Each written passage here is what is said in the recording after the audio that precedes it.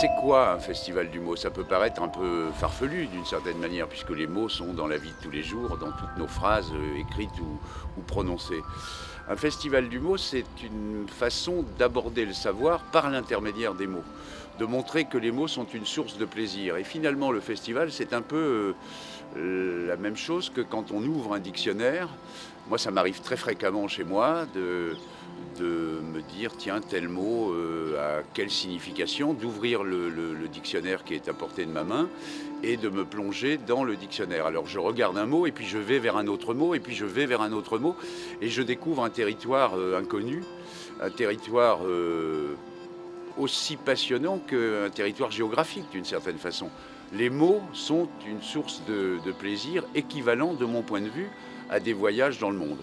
La Charité-sur-Loire est une ville qui d'abord a un patrimoine historique réel, classé au patrimoine mondial de l'UNESCO, et la réhabilitation de ce patrimoine supposait qu'il y ait une utilisation de ce patrimoine. On a réhabilité et puis après on s'est dit mais réhabiliter c'est bien, mais encore faut-il que tout ça ait une utilité. Donc le festival a été une sorte d'aiguillon pour cette réhabilitation parce que nous avons au fil des ans utilisé les salles en fonction de leur réhabilitation justement. Faire en sorte que la France sache qu'à la Charité-sur-Loire, on s'intéresse aux mots et qu'on peut, encore une fois, les regarder avec bonheur. Nous avons voulu, dans un premier temps, ancrer le festival dans la ville en proposant aux habitants, au centre social, au centre hospitalier, aux écoles évidemment, au collège, un certain nombre d'ateliers autour du mot. Ces ateliers ont une vertu, c'est qu'ils démontrent aux gens, aux enfants souvent, aux adultes parfois, que, encore une fois, à partir des mots, on va vers des contrées qu'on ignore et qu'on découvre avec plaisir. La seconde chose, c'est que nous avons voulu que le mot soit source d'interrogation dans tous les domaines. Ça veut dire que tous les arts et toutes les disciplines sont au cœur du festival. Un exemple, Étienne Klein, astrophysicien, vient au festival pour parler du mot temps. On lui dit, voilà, le temps. Le temps, c'est quelque chose qui nous concerne tous. On a, hélas, on en subit la conséquence chaque année avec nos anniversaires et nos vieillissements. Le temps, ça existe. Et Étienne Klein vient et parle pendant 1 heure du temps. Il sait faire sourire parce que c'est un bon orateur. Il sait faire penser parce que c'est un vrai savant.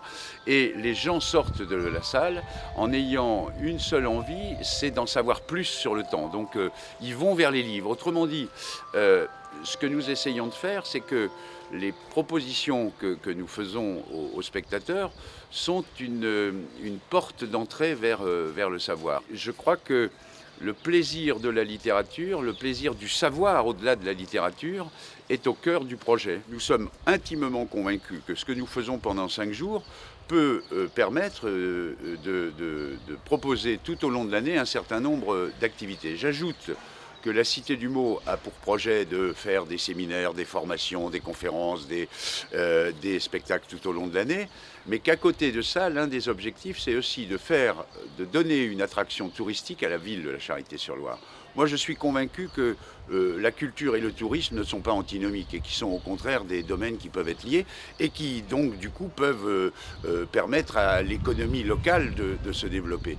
Du coup, il y a un certain nombre de choses qui sont en projet, par exemple dans la Cité du Mot, auquel je tiens beaucoup, le Jardin des Mots. Le Jardin des Mots, c'est un projet dans un parc qui est ici et qui faisait partie de l'abbaye il y a quelques siècles. C'est un parc en friche qui fait 2,5 hectares. Nous allons y installer ce que j'appelle le Jardin des Mots, c'est-à-dire une vingtaine de parcelles qui vont être confiées à des écrivains et à des plasticiens pour proposer un parc d'attractions. Et le mot ne me fait pas peur. Je pense au contraire que les mots ont une valeur attractive aussi forte que peut l'avoir Disney ou Astérix dans les parcs qu'on connaît en France. L'idée, c'est de proposer aux gens de venir passer un après-midi dans ce jardin, de jouer, car chaque parcelle sera interactive. On pourra y découvrir ce que sont les synonymes, les antonymes, les palindromes ou d'autres choses comme ça. Jouer avec les mots, on pourra aussi y découvrir des vers, des poètes. Il y aura des jardins qui seront avec de l'eau, avec des matières différentes. C'est ça l'objectif.